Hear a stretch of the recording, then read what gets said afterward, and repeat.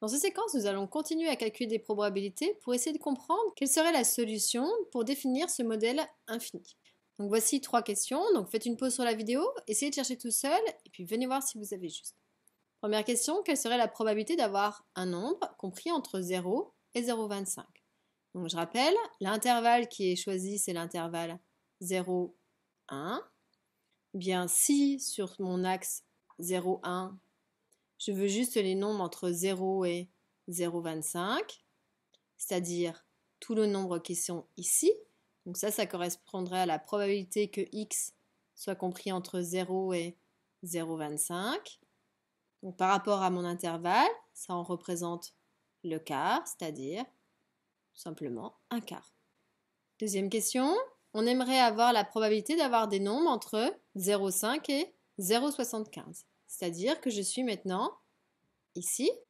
Eh bien, à nouveau, on est sur une probabilité de 1 quart. Alors, petite remarque ici, ce 1 quart, ce 0,25, il correspond aussi à la différence entre les deux bornes.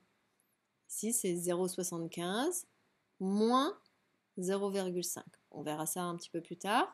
Donc maintenant, on aimerait avoir la probabilité que x soit supérieur à 0,4.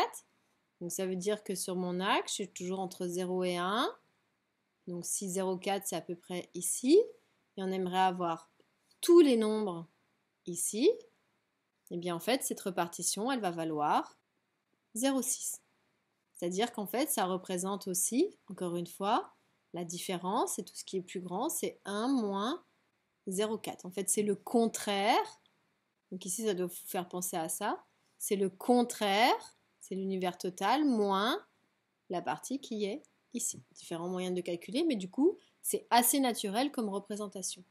Donc maintenant, on va définir explicitement quelle est cette probabilité sur un intervalle.